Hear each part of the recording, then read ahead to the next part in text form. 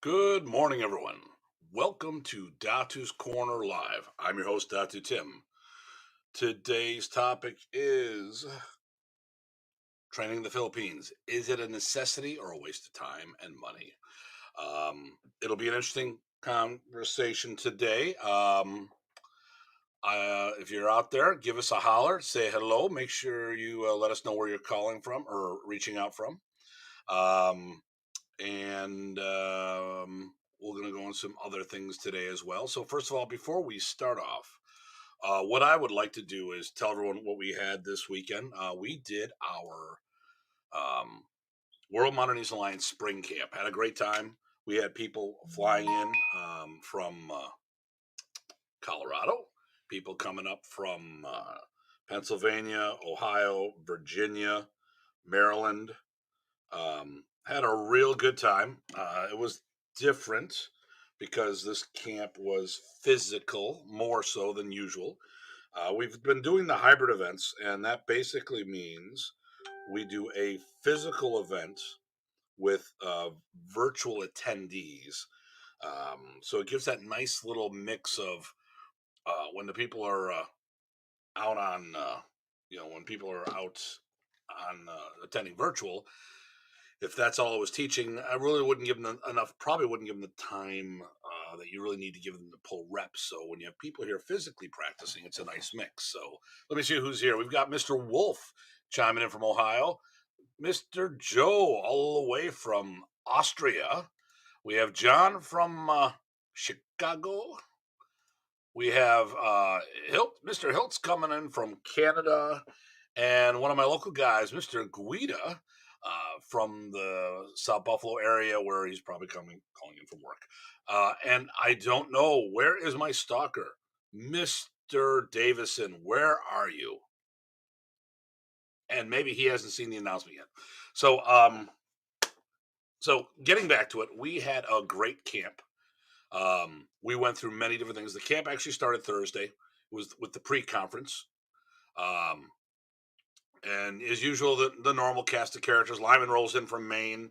Really, hey Lyman, how you doing? Because Lyman just shows up everywhere. He's the Where's Waldo of the Filipino martial art world. I'm teaching in Barbados. He's there. I'm teaching in Ohio. He shows up there. I'm in Germany. Who walks across the gym? It's Lyman, and he just I'll be teaching a class and Lyman walks in. I'm like, hey, what are you doing? Oh, I'm coming back from another seminar on my way out. So it was good to see Lyman. The most of the board was here. We missed our Canadian brothers and sisters. So and hopefully soon that will change. Right now, I'm waiting to find out about the mask mandates. They keep giving us different things, but obviously, just because the CDC says people who are vaccinated don't need to wear masks in certain scenarios, and those scenarios would be when there's everyone in the room is vaccinated. There's things we just need to work around with that. We did what we had to do for the weekend. It was a good time. We spent a lot of time hanging out over at Applebee's afterwards. Um, Changed some things for the future. We also had Vulpus blades showing, and I've got a zombie apocalypse blade coming from them shortly. Great trainers. I used to make my own, and I got to say they don't. You can't even compare it. My trainer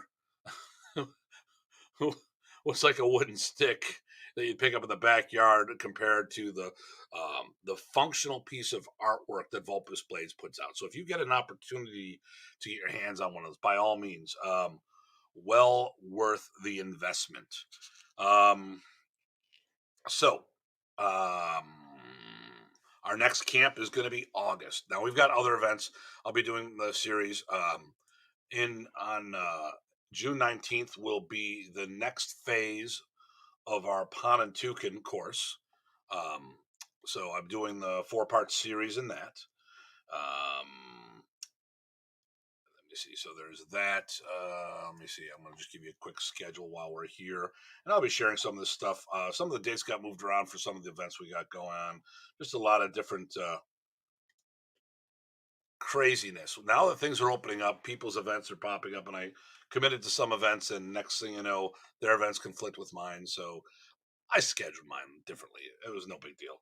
So on June 12th, we're going to be doing the spring fling down in Virginia. Hello, Miss Maria. Um, so we're going to be doing the spring fling in Virginia. This is a benefit, a memorial for Guru Ruel. So the proceeds from that event are going to the family to help out. Um, on the 19th of June, the following weekend, I'm doing phase 2 of the Pontotocan. On the 17th of July, I'm doing the next Pontotocan. The 24th, the following weekend, we're doing Tuhan, Jack Latour, and myself are doing a doubleheader seminar. The proceeds from my portion are going once again to Guru Ruel's memorial. And then we have the fourth phase on August 7th. And if you do the Pontotocan, if you do the first 3, you get the fourth free. And then the last weekend of August will be the Remy Pracis Memorial Camp. We're going to be talking more about that in the future. What's going on with it, who's doing what, but that's the 27th through the 29th. And Saturday the 28th is literally the 20-year anniversary of the passing of my teacher and adopted father, the late Grandmaster Remy Pracis. Mr. Terrell, how are you doing, sir? So I'll have information on that. Hopefully people would be able to attend physically, if not virtually. Restrictions have loosened up and we're allowed more people. But the lineup for the event has changed, and I'll explain that later. I had to make some business decisions to look out after everyone's interest, including from a financial point of view, to make sure that no one loses money when they're coming to this event as far as the instructors go. I also don't know, with the country still being locked down, we had some international participants potentially, as well as instructors, that we had to change things up. But we'll talk about that later. So let's get into the topic at hand. So, is it a waste of time and effort going to the Philippines to train martial arts there, or is it a necessity? Now, before I start anything, I want to tell you something. I started going to the Philippines in 2007. I've been there about 7 times so far.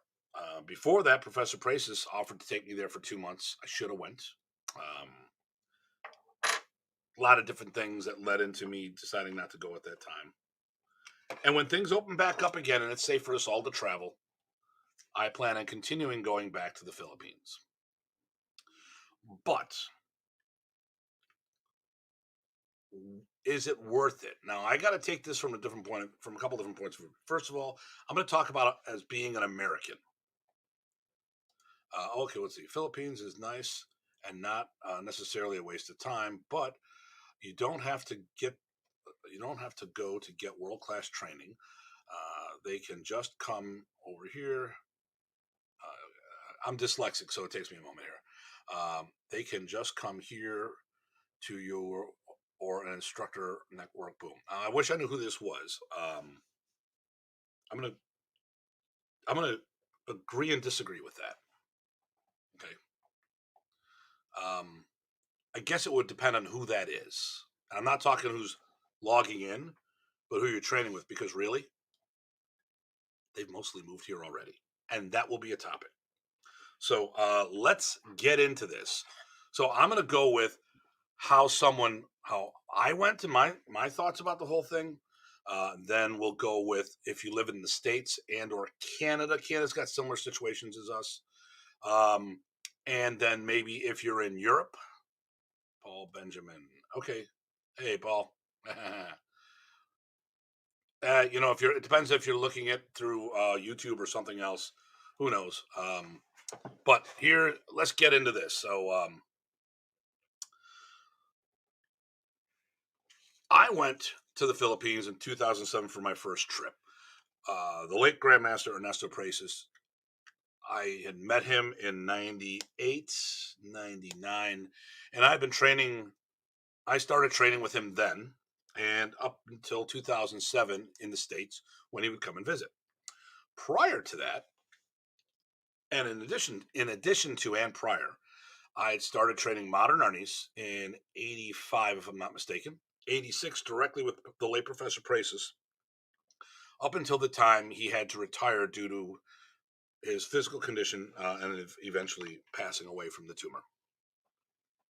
So I had never stopped modernity. So when I went to the Philippines in 2007 on my first trip, I had over 20 years of Filipino martial arts experience before I went there.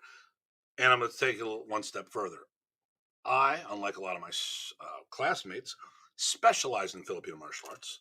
If you watch Dean Franco's FMA discussion, you'll find out there's a lot of modernities, a lot of good information over there. So definitely check it out. It's good to fact check some things there. Timelines and stuff like that. They've got a lot of people there who know about their arts and they're sharing their information. Um, I like double checking information all the time. I would say, like in the modernists, people for the most part, they're pretty close to being accurate.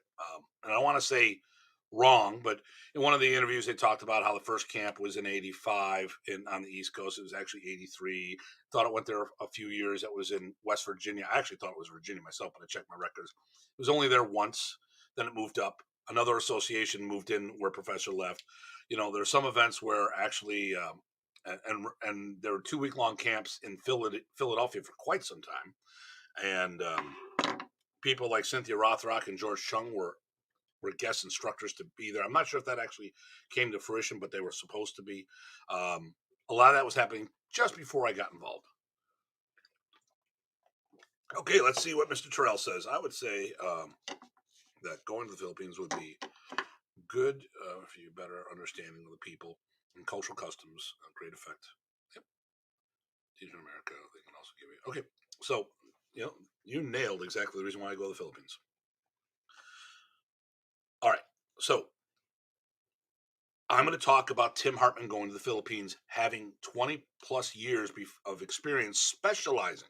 Like I said, if you look at the FMA discussion group, I can see how most modernist people, if they went to the Philippines, they may be uh, impressed from a technical point of view of people over there.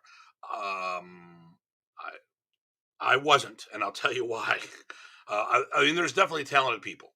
I remember I came back from my first trip, and Michael Blackgrave, the comment he made to me, "Oh, you must have filled in all that. You must have learned so much material, filled in the back." Says, "Oh, no, no, no. I'm not trying to say you didn't know anything." This was on FMA Talk, which was a discussion group that I had run. So, my first trip, Grandmaster Ernesto told me to come over. He said, "Buy a ticket to the Philippines. I'll take care of everything else." He was also planning and did endorse me and promoted me to a ninth degree and grandmaster in his art as an endorsement of being Remy's boy. Um, and what was different than me, like I said, listen to the FMA discussion group because the discussion comment derailed me for a moment. The modern artist people did it as an add-on system, including most, if not all, of the masters of Tappy Tappy. They started in something out and converted it over. I was very fortunate. The school I started in was the Filipino Karate Academy, and formed by John Bryant. But Remy Prasis was a silent backer in that facility. Remy also had a girlfriend in Buffalo, spent a lot of time here. The head of the system was here. So I got to see Combatant, and fortunately, because Combatant for me Combatant was a derivative of modern Arnis, a lot of the same fundamentals, and I'd seen GM Ernesto here for close to a decade, and I've also had friends like Rick Mangladong who would help me with material. By the time I made it to the Philippines to the Combatant camp, there was only a couple moves that I hadn't seen before. Things like open double Sinwali done from an open guard. First time the Philippines, it was 30 degrees in Buffalo when I left, and I got there, it was 103, and I wasn't dressed for it. Overwhelmed with the heat, first time in that climate, and that was the only thing that really threw me. And once someone said, "Tim, it's double Sinwali done from this chamber versus this chamber," I'm like, "Why the hell didn't someone tell me that earlier?" No big deal.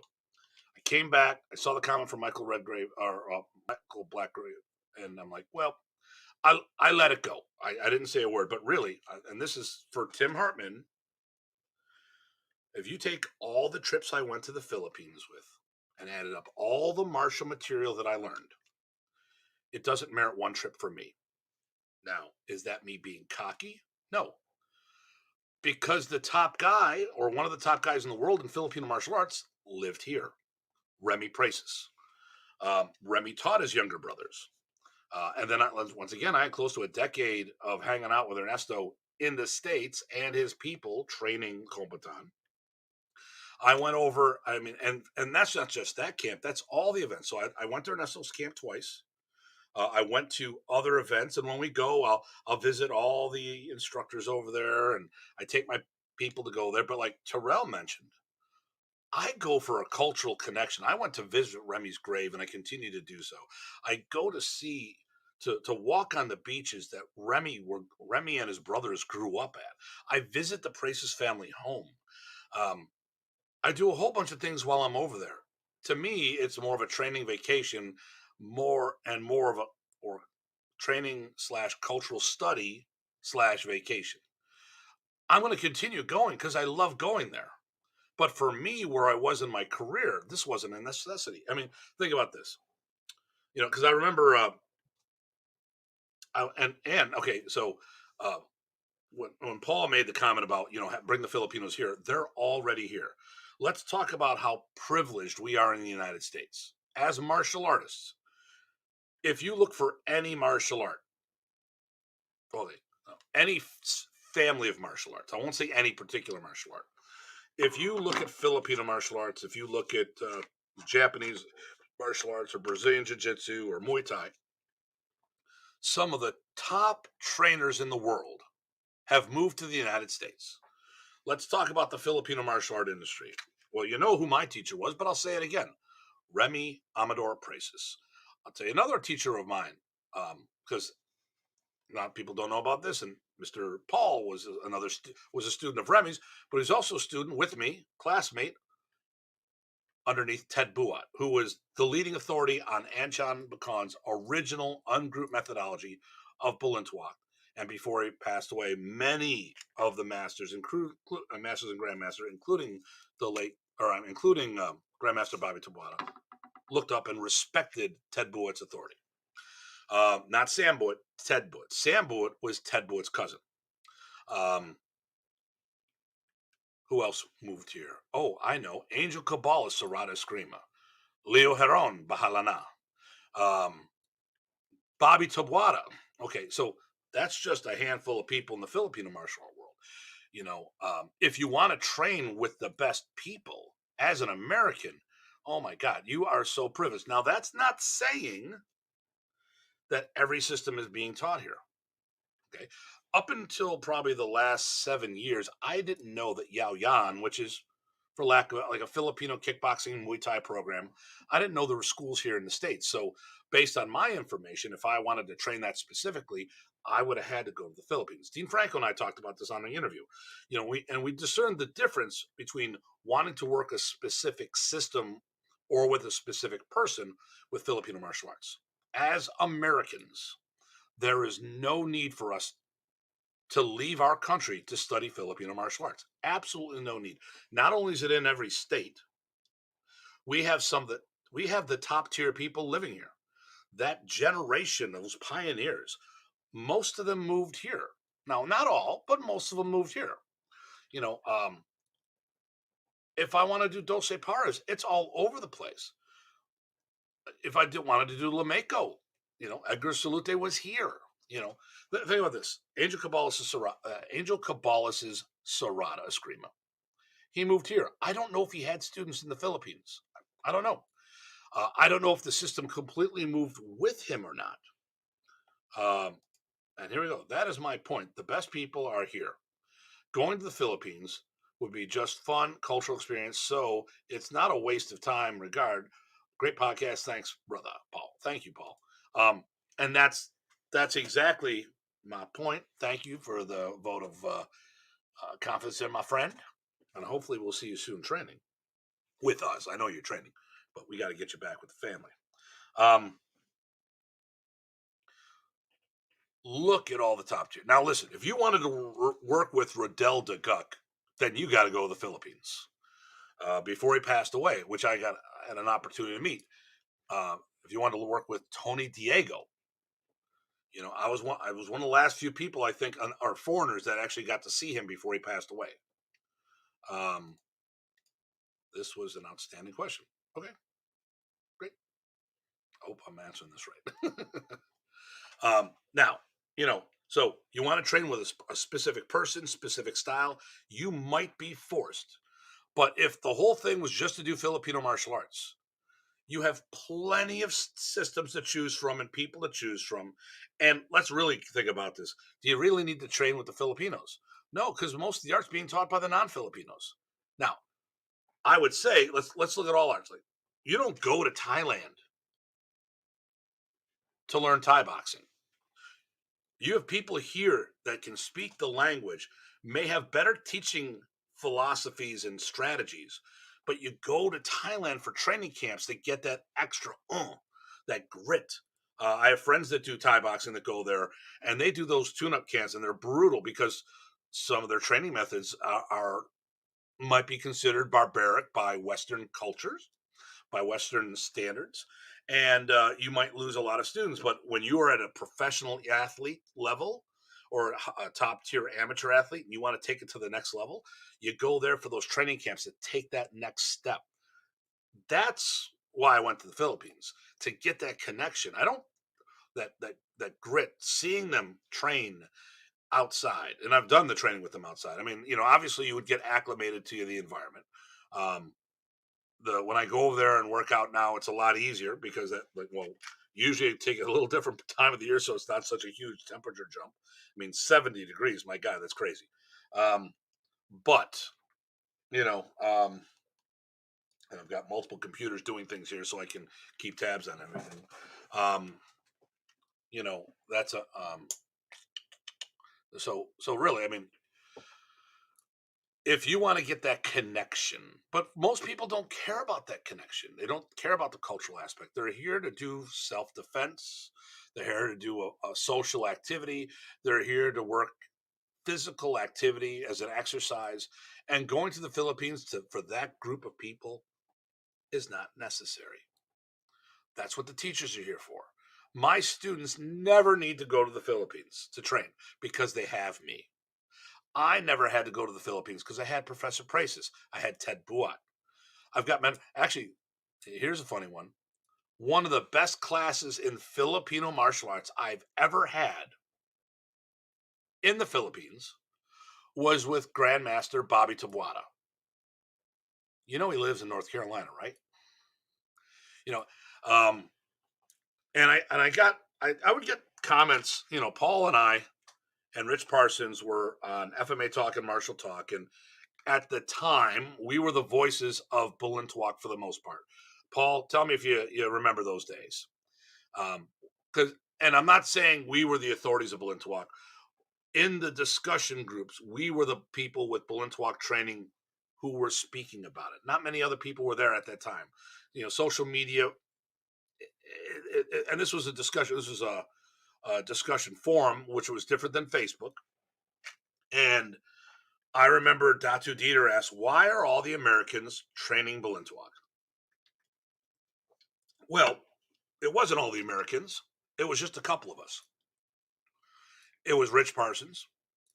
It was Paul Benjamin and myself that were training Balintawak that were Remy students at that time.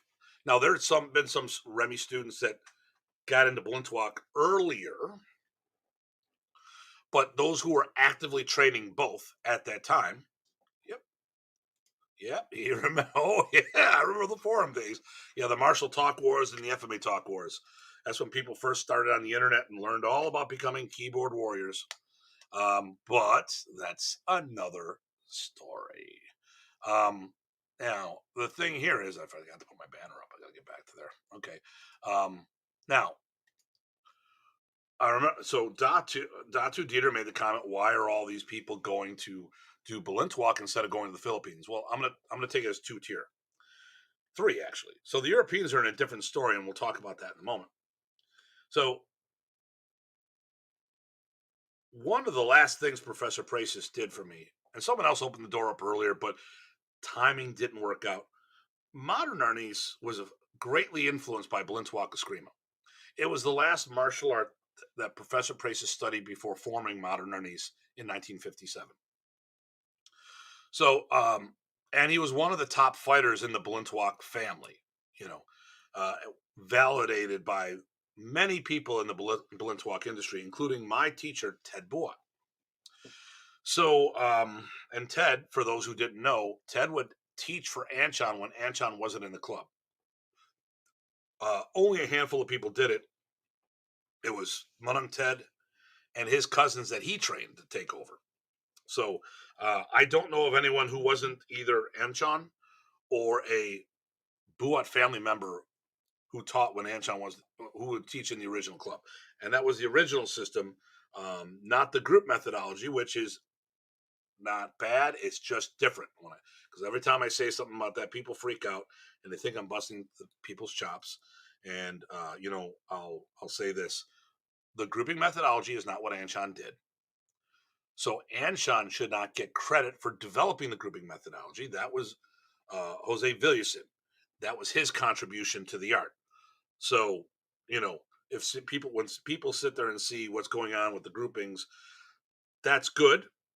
That comes from Balintawak, but that wasn't the way Anchon wanted it done. And once again, he shouldn't get credit for something he didn't create. That's my point. Also, that there's other people that do a different version of Balintawak. So, so Remy opened the door for me to get into the Balintawak club, and Paul, I opened the door for him to come in with me. You know, Rich Parsons was already in, and several and a bunch of modernist people were already in. And when Professor said to me, "Hey, if you want to learn real stick fighting, train with Ted," I'm like, "What do you mean real stick fighting? I thought you were teaching me real stick fighting." Because Remy did teach me differently than the others, because he would teach modern Arnis was maybe a shadow of what he taught me, because I was doing Filipino martial arts as a standalone program, not as a cross training program, as most modern Arnis people do it. Because, and listen to Dean Franco's interviews there, the common theme of modern Arnis people is they came from another art, so they built on the chassis they already had. So Dieter made the comment, "Well, why are you going there, not the Philippines?" Well, let's think about this. One, I could do a round trip in Philippines or to Detroit in one day. I would get up at 6 in the morning, hop in the shower, go downstairs, grab the keys of my car, drive through Canada, which was quicker. It was 4 hours, sometimes three and a quarter if I was driving with the flow of the Canadian speeders. I would do 4 hours of training, and then I would drive back the same day. Now, I used to stop in London, Ontario. Jason Arnold, a good friend of mine, lived there. It was the halfway point. And then I realized we just got into too much trouble before and after my training going on. Oh, Jason, can I stay at your place? Sure. You don't have to sleep. I can sleep in more. Yeah, I slept in more, but we also stayed out that night. I'll stop on the way back. Sure. And then what did we do? We went out that night. So not as productive training sessions then, as I later found out that it was better for me to drive there and come back the same day. And it really changed the way I looked at my martial arts, because there were the roots. And I did that up until the time that Munung Ted he had a stroke and had to stop teaching from that. But Rich Parsons, Paul Benjamin, and myself would continue to network with each other and work material to make sure we stayed on top. And I actually was teaching seminars with Balintawak in them already.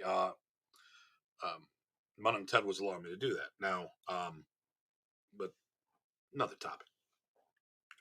And so then let's see, going to the Philippines. My first trip, it was 30 hours one way. Now, eventually I got this down to like a 16-hour trip, but that's 60 hours round trip. The airfare at the time was $800. Now it's $1,000 to $1,200. You couldn't go for an afternoon; it wouldn't make sense. The most I could get away was with 2 weeks, so it cost me thousands of dollars to go there, find an instructor, and a lot of them only taught one day a week on Sundays. You might be able to, you can get people to do private lessons, but like okay, Riddell the Guck, he teaches in Lynetta Park on Sundays. He's in Batangas. So I would have to go, I fly into Manila, and I do a lot of stuff in Manila. Batangas is 2-3 hours by train, and maybe an hour and a half by car. I'd have to go out there, schedule private lessons, and then come back if I wanted to do that. Uh, and it could take me out of doing a bunch of other things. Like when I'm there, I try to see a whole bunch of people, network, do some business, but that's me. I'm doing something different. That's a lot of work to get some training. Or I could hop in my car, 2 tanks of gas, $40 an hour at the leading authorities of Balintawak's home. There you go. Let's see. Makes a lot of sense to me. The other reason why I didn't go, or why I didn't feel the need, was, well, this is a split. First of all, Professor didn't tell us about any of the Filipinos. But why would I go train with them if, and this is it. Why do I want to train with the Filipinos in modern Arnis in the Philippines? Because we got to put them in a category here. So what would they show me that Professor Prasis, my teacher, couldn't have shown me already? Because remember, the guys in the Philippines, they're really my classmates. If anything, and this is going to sound cocky, they should have had me teach them. Now, everyone's going to call flag on the play. What are you talking about? Well, it depends on why you're training. For me, when I go to the Philippines, I like getting an appreciation for the past. Like if you're going to train in the United States, here's the question: what modern Arnis do you want? Do you want to see modern Arnis when it first got here? And the person you'd want to see for that would be Bruce Chutnick. Or do you want to see the way it ended up? And that would be someone like myself. I mean, I started in the art in 85 all the way to today, but I stayed active up until up until he died in 2001. Okay. So, like I said, a couple months before he passed away, he announced that made an announcement that he was retiring or resigning from the organization. And we're going to talk about that. Okay, hold on. I read a comment I shouldn't have. We could have gone. Hold on. I'm having one of those moments there. Like I said, if you want to get someone who started at the beginning of U.S. modern Arnis, you would see Bruce Chutnick.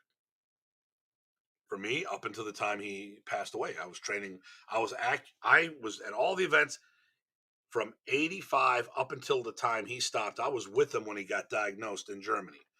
The last event he taught at, he was in Tunisia. I was teaching in England. We were supposed to meet and teach in Germany together.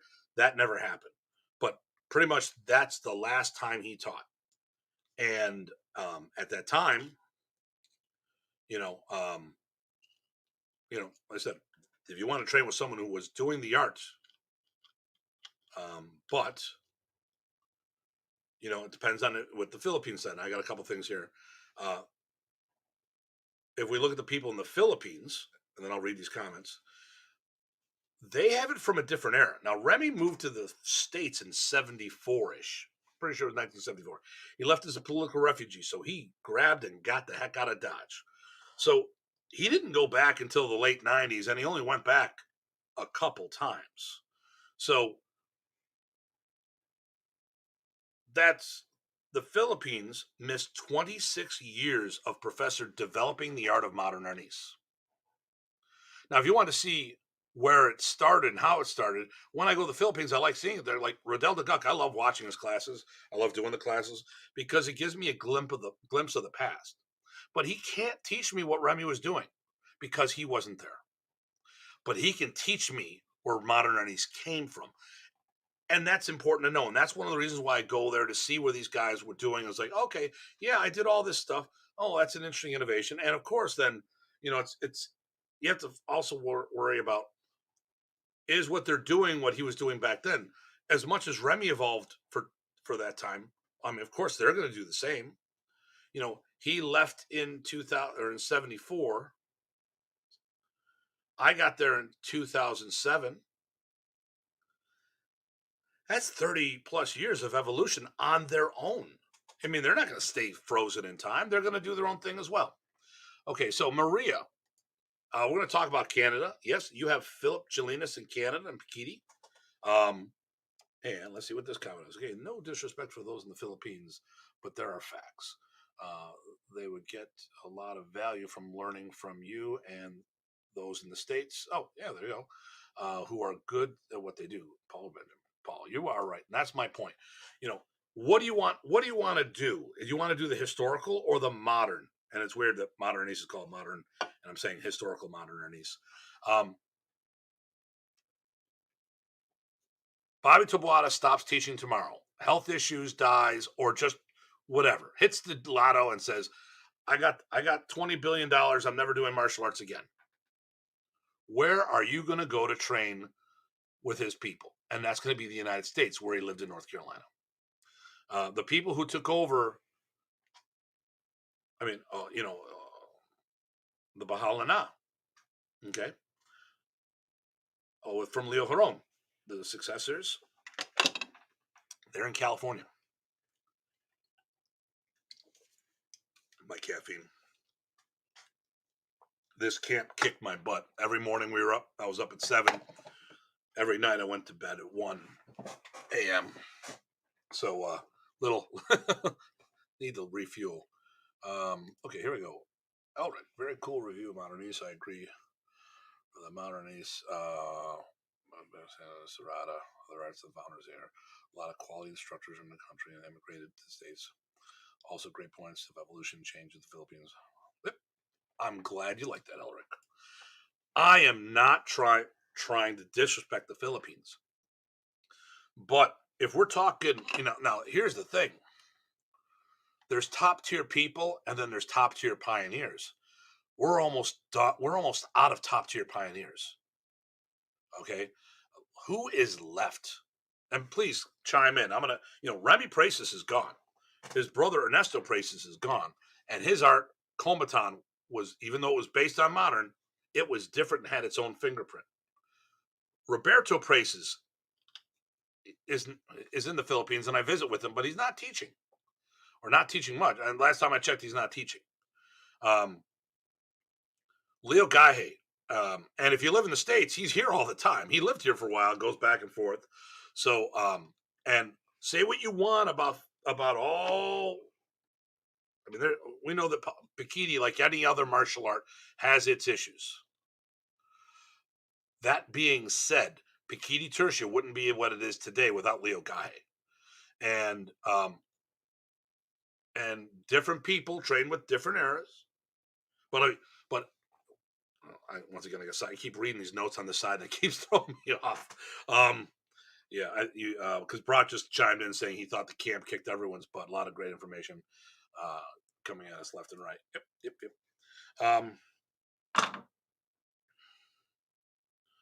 Those top tier pioneers, we need to cherish them while we can. There's not many left.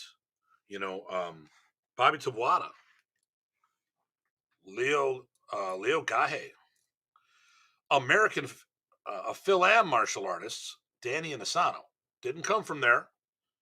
Don't know if he ever trained in there, but obviously he trained with some of the best martial artists in the world, and he himself is one of the best martial artists in the world. There are these top tier. What's up, gangster? Where'd that go? Yeah, Apollo. Hey, how you doing, brother? We got to talk. A lot of top tier guys have gone by the wayside, and there's only a couple guys left. So where, and if they go, where would you train for to get the art? I mean, like for me, no, I get it. Now, when Dieter said that, there's not many top tier Filipinos moving to Europe. They moved to the States. And one of the guys that were here, Larry Thompson, just got his first degree black belt this weekend, along with Dan McCartan, one of my local black belts, getting his third. But Larry was on Team USA for different things. I'm not sure if he was Olympic or just below that. We thought he was a triathlete, did all these things, and he'll tell you that the top tier coaches moved to the States.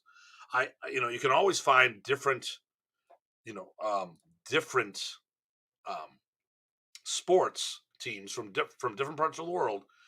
They choose to train in the United States based on the facilities and the coaches that are here. When a coach moves here, the team moves here. The athletes move there. If the coach moves to Canada, a lot of the athletes are going to move to Canada. If he moves to England, they're going to follow. When you've got a top tier athlete of that level, well, the same thing with now the martial artists. We don't move over there, but why would we go over there now? Canada. Okay, so go back to Maria, and by the way, Paulo, another Canadian. Um, they don't have the same. Well, they have a bunch of top tier guys, but they're different arts that we see down here. Now, Philip Jelinas is the Canadian Leo Gahe guy. Amazing, amazing. I got to work with him. Second time I trained with Leo. He was up in Toronto at Combat Arts. I popped in, and uh, Grant Tuhan grabs me, puts me with Philip, and says, "Teach him." I'm like, "Oh, okay." And he answers so many questions. I really love Philip. Amazing guy, great patience, good ability to teach things. Um, so you got people like him up in Canada. You've got a lot. If you want to do the art of Sikaran, there are so many Sikaran schools up there as well in the United States. Uh, the head of the Sikaran group lives in Canada. Uh, GM Melatan Geronimo lives in um, the Bay Area, sometimes the Philippines, but he lived here. Uh, and so many top tier Seacron stylists are in Canada and the United States. There we go. Philip destroys everyone. Yeah. Yep. He doesn't have that excuse of I don't like to spar at my age. He's in his 60s and beating the crap out of everybody. He's also one of the Dog Brothers, so go figure. Good technique, good training concepts. In Europe, I can understand why a lot of the Europeans might go to train with the Philippines. Because let's see, here we go. You have a lot of the top tier guys in the States. You got a lot of the top. Still got a bunch of talented people in the Philippines. You're in the middle in Europe. Okay, so airfare might be very similar in both directions. You go to the Philippines. Well, actually, yeah, go to the Philippines. I'm going to do this on my right side. Philippines, you can get a hotel for 20 to $30 a night. Okay, maybe you can rent a room for $100 for the month. Europeans can get away that long. Okay, let's go to the States. Hotels are about $100 a night. I found rooms for $100 a month, $100 a night. There we go. The exchange rate. Well, when you go to the Philippines, you can pay Filipino prices for teaching. Although some of the guys over there are beginning to charge too much. They're beginning to start charging American rates for American tourists. So I've been able to watch people. I make a donation. I don't. When I go, we'll do something training in the Philippines. I have a handful of money. I just hand people the money. That's it. It's done. I make a reasonable donation to the instructor, unless I'm doing privates. I'm talking about when I do group classes. But I'll watch the Panays or Panoys, either or, going around collecting the tuition from the students there, and it's chump change what they have the Americans pay. And I, there is a double standard. I mean, hell, it's like going to whale watching in Oslo. So I went in Cebu. You go to the island of Cebu. You go down to Oslo, if I'm pronouncing it right, and you go swim with the whale sharks, which I've done. I was just hoping they wouldn't mate with me, thinking I was one of them, but that's another topic. Um, Lo and behold, there was a Filipino rate, and it was. I mean, I paid for the group. That's what I do. I do the tour guide thing, so I bring Americans over or Canadians or both, and I handle all the money. So I'm paying for this, paying for that. I got 5 Americans and 1 Panay, and it was crazy the price difference for the Panay. So a lot of times I'll have a Panay with me, a Filipino woman, and she's our female friend posing as a girlfriend. Now it's really a female tour guide, but I'm not going to tell them that, and I pay her for the time as well. So, hey, got around great stuff. Everyone listen. jam on the like button and YouTube subscribe, support the channel. Thanks, Paul. And yes, make sure you go over to the YouTube channel and hit that subscribe button, hit the notification button, and share where you feel appropriate. My radio voice. So I'm going to definitely do an episode on training in the Philippines and how to get the most for your dollar. But for a European, getting back to that, it's a hell of a lot cheaper to go to the Philippines. And I get it. For an American, why would we go when they're here? And there's a better chance that there's going to be less of a language barrier, dedicated training facilities. I mean, we'll do a tour of my school sometime. You know, um, I have a full-time Filipino martial arts school. When you come train with me, this is what I do. Um, During the camp, we were here 12 hours a day. I have my own key. I mean, it's a 5,000 square foot facility. This is what we do. No one else, I don't share with anybody. Every now and then, people will do some subletting. That's fine. But this is what I do. There are plenty of part-time schools where it's a Filipino schools in the States where the person, like Nilo Baron. Nilo Baron is a friend of mine. He's out in the Sacramento area. He has a day job and he has a Filipino martial arts school specializing in Doce Pares. And the school pays for itself. He doesn't take money out of his pocket to pay for a school. So it is a full-time, part-time school. Full-time as in it's run like a full-time business, but he doesn't depend on that money. And there's a fair amount of those schools here in the States. Um, but in the Philippines, you're training in parks, and we've had people lose their locations because other activities were going, their renovation, all this other stuff. Now, for me, I like having dedicated spots I can go train with people and stuff. But that's just me. And and like I said, in the Philip, in the Europe, in the Europe, in Europe, you don't have a lot of the people moving to Europe. Top tier Filipino martial arts instructors. I assume there's got to be a few there, but in most martial arts, they've moved to the States. In many industries, they've moved to, if you're going to do martial arts, you can make better money in the States than anywhere else. If you are a sports coach, Olympic level athlete and stuff like that, you move to the States. So, me going to the Philippines to learn something when my teacher was here is it just doesn't make sense, especially when these people would be considered my classmates. Now, there are arts that you cannot get here, or there's only a few outlets. Um, Riddell DeGuck has one person here that I know that's teaching. That's Jeff Ramsey, which Terrell knows, down in Pennsylvania. Um, but he has a job. It's not a full-time facility. And he does other things as well. He does jiu-jitsu as well. Schedules may not be able to line up, so it's not as and he's a representative of, and some people get a little snobbish. They prefer, and I'm the same way. I'll be the first to admit this. I would rather go directly to the source, so there is no miscommunication of what was said, what's being done, and I'm a better student than most people are teachers. I know how, because I'm a teacher, I'm a professional instructor. There's a lot of questions I have asked that instructors have never heard before teaching because they're used to a student asking them, not a master level instructor. I remember we were up, Arlen Sanford did a seminar up in Toronto, Salty Dog, and he's doing Krabi Krabong. And he would walk the room and then he would teach the material, walk the room, come to me and hang out with us for a while. Craig Mason and myself would be talking, and I'd ask him this question. Man, I never heard that. I go, dude, another person. I'm a grandmaster, and I didn't say it that way, but I mean, acknowledges a grandmaster by the Praces family. How many grandmasters do you know still take lessons from other people?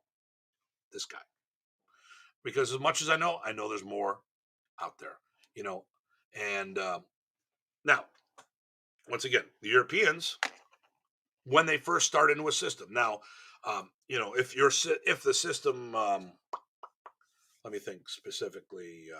Yeah, well, Yao Yan, the Filipino boxing, um, Thai boxing. Um, you want it. I don't know of anyone that teaches in Europe, so you'd have to go to the Philippines or bring that instructor to you.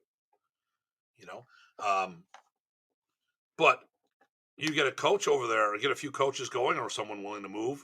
The nice thing about the Europe, the Europe. I keep saying the Europe. The nice thing about Europe, it's easy to get people to stay in there for a while. So you might be able to get someone from the Philippines to stay for a month or two to trade. Now, I mean, and that's good economics because once again, you're paying what they're used to getting paid, what I'm used to getting paid. If you're going to have me come to you for a month, I mean, well, let's put it this way: I'm charging thousands of dollars for a weekend. If I'm leaving my business for a month, we're talking tens of thousands of dollars because the damage of me leaving my business for that long without me guiding it could be devastating. So there's no, and I've done it. I've gone on tour for 3 months or 3 weeks at a time. Um, I won't do that again. As you know, when I go to the Philippines, it's rough. I go there, the total trip, including flight time, is 2 weeks, and that's the most I'm willing to push it. Most of my son, I mean, you know, I came across my apprentice flyer recently from '99. I was teaching 20 seminars back then, going on multiple European tours where I'd be teaching multiple locations. And it's just rough, and it could hurt a business. Okay, so now, what do I think about a student going over? Because we talked about me going over. What do I think about a student going over? I think if you're going for personal enrichment, i.e., cultural and stuff like that, connecting, feeling that spiritual connection, um, doing a little vacation along with it, phenomenal. But if you're here in the States, there's no reason for you to go there. Unless, like Dean Franco and I were talking about, you're looking for a specific instructor, a specific style. And in some cases, they're not there anymore. Um, I'm not sure where Kai Abner is, but I know Dean likes working with Kai Abner. I don't think he's in the Philippines. Does anyone know? Can someone give me a shout out there? I've been talking too much. Oh, Hong Kong. Hong Kong. I just looked up. He's on LinkedIn. So once again, why would you go to you want to work with Kai Abner? He's in Hong Kong. Why would you go to the Philippines? Makes no sense. You know, like I said, I don't think. Yep, Tim. I say this. Okay. Okay, here we go. I say this. The best Filipino food I've ever had was in Canada and the United States, but the best Filipino dining experience was always in the Philippines. You got it. Listen, I started saying this, and in case I don't know if you chimed in at the beginning, Paulo. I started saying this by saying this. Started by saying this. I've been going to the Philippines since 2007, and I'll continue to go to the Philippines once things are given the green light. But I go there for cultural aspects. I go there for the connection to my teachers and my family, my adopted family. I do good business over there because I also talk to some vendors. I have a lot of stuff sent over now, um, and sticks, blades, stuff like that. Just joined about 10 minutes ago. Yep. So you missed that point. So the first thing I started off was I go to the Philippines. I've been from 2007, and I will continue to go. But if you, I don't feel that. Okay, my trip to the Philippines validated all my training. I realized that I never had to go to the Philippines to learn a damn thing because the best instructors that were out there were here in the States. Um, okay, here we go. Morning. Oh, Mark, how you doing? From AZ. One must train the scream in the Philippines is like saying one must learn how to play rock and roll in the States. Yeah, tell that to the Canadians, right? Well, they don't have good bands in Canada, right? They didn't have anyone like Rush, Lee Aaron. That's old school, Lee Aaron. Anyone else? The Watchmen. Anyone remember those bands, or is that just me? Well, I mean, obviously everyone knows Rush. Um, the Tea Party. I think are they Canadian? Paolo, are they Canadian? I don't know. Um, so like I said, I think it's yep, Jeremy. Thanks, Jeremy. Yes, they are. um, I think going to the Philippines is a life changing. What it was a life changing experience to me. I went there. I cried my eyes out on for many reasons. One of which it made me realize how good we have it with the having hanging out or walking the streets in the Philippines, seeing how many people were displaced living in the streets. It it it. I don't feel sorry for myself when I have shit come my way.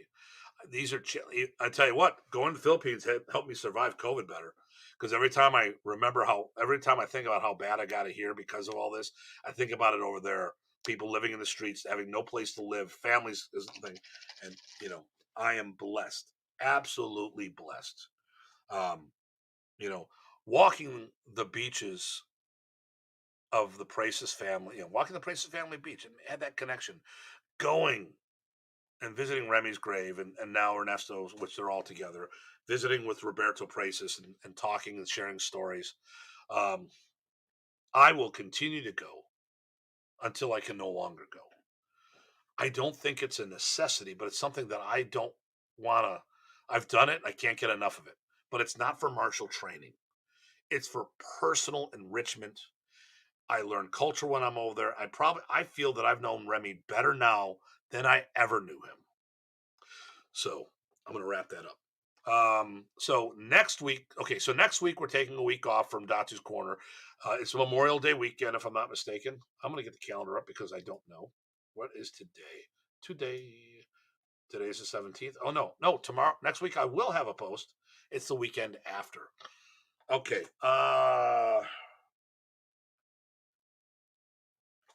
Here's what I'm going to do. The date is wrong. I'm going to share this with you guys right now. It'll be a fun one. Let me pull up. What I'm going to do is where to go.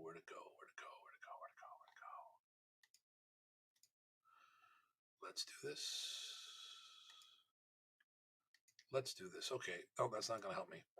All right. I am going to share a file just because I like the visual graphics because that's who I am.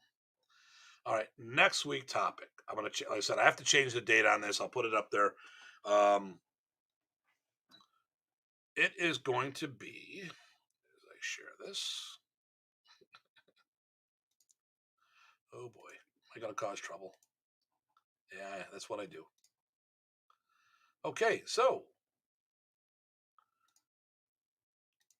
fantasy versus functional training. Okay. That is what next week's topic is going to all be about. You know, um, I just heard something in the background here. Is somebody here? Hold on one second. What are you doing here? Today's Monday.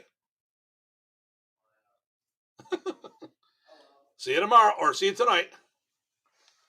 So one of my students just came in through the door thinking today it was Tuesday. That's the problem with COVID. We forget what day of the week it is. So let's go back here. Let's go back to here. So next week we're going to deal with that. So it'll be it won't be the 7th. I'll change the flyer. So are you doing fantasy or functional training? This is a big pet peeve of mine. Nothing wrong. Okay, stop sharing. There we go. So I'll do that next week. Then we'll take a week off for Memorial Day, and then we'll be back. I am going to do another FMA professional this coming weekend, or this Friday.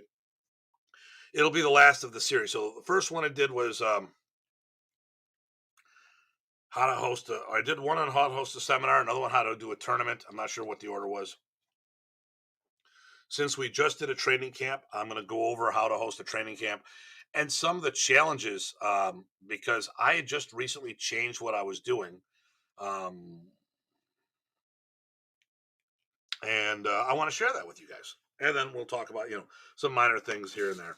So I'm going to do a shameless plug. I'll have information on this later. Okay, here we go. Shameless plug.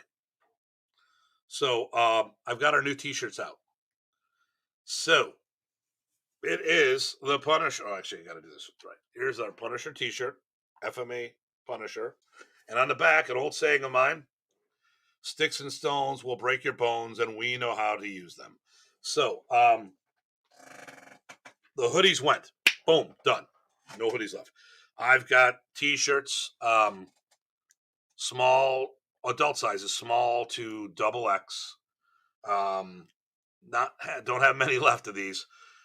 Anyone, I'm not shipping into Canada. Sorry, can't do that. Too much headaches. But we'll be once the border opens up, we'll be doing stuff with that. But right now, it is $30 for a shirt. It includes shipping and handling. If you're doing multiple shirts, we can hook you guys up. Just just reach out to me at Datu Tim at gmail.com. Okay. Or Facebook me and stuff like that.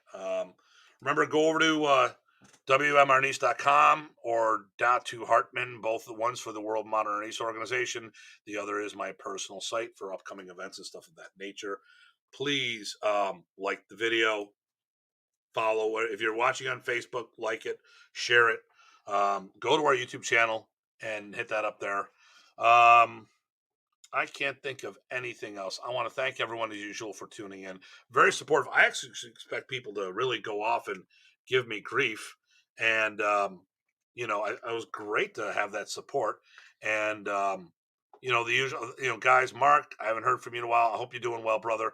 Paul, it's always a pleasure having you coming in.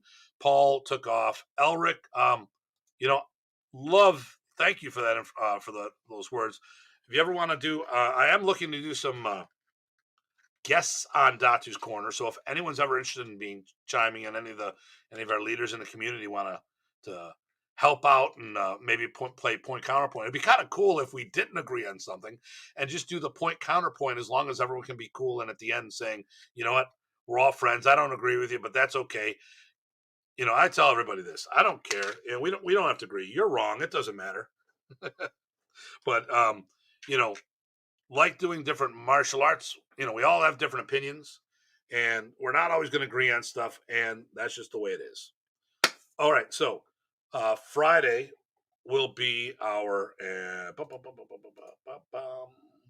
Friday, the 21st will be how to host a seminar. Oh, what's this here? As you said, for some systems, folks need to go to the Philippines, but not for all. Exactly. Exactly. Um, But if all you want to do is learn Filipino martial arts to get the ball rolling, you don't have to, many countries you don't have to leave. Then, you know, I found modern Ernest. I was so damn lucky that it was the right feel for me. And then I enhanced that by seeking other arts that were derivatives of or contributing arts, with my Kuntao, my Sikaran, and all these other things I do, the Balintawak, things lined up for me. I did have to go to Canada to do my Kuntao and my Sikaran, but I didn't have to go to the Philippines to do that. So, all right, guys. Thanks for tuning in. If you're interested in one of the T-shirts, let me know. Yeah, is Datu Datu okay? Okay, I guess that's okay. Hey, there's another guy. You want to do Lightning Scientific? You got to go to Israel. You're still in Israel, John, right? I mean, he's got representatives over here, but I mean, the top guy, to my knowledge, who's actively trading, John Escudero. And that would be Israel. So once again, Philippines not necessarily the place you need to go. Okay. I don't want to carry this on any longer than we had to. I already went over, a little over an hour. If you have any questions on anything, just feel free to reach out to me, datutim at gmail.com. Um, Friday, the 21st, will be how to host a martial art training camp. And then, wait, no, wait. Yeah, the 21st is that. The 24th will be fiction, fantasy, or functional martial arts. I'll have another thing on the 28th. Not sure business on the FMA professionals. Not sure what that was going to be yet. And then Memorial Day, we're off. And then June, we'll have a whole another list of topics. And who knows, we might actually have a guest speaker. We need to versus want to. Um, you can make the case to need to. Yeah. Yep. I agree with that. Like I said, and in the future, we will be going to the Philippines. So if anyone wants to go, probably 2023 is when we're thinking that the next group is going, and we can talk about that. All right, everybody, please, as usual, stay safe and stay sane. Uh, check the things out at datuhartman.com, any of the other channels.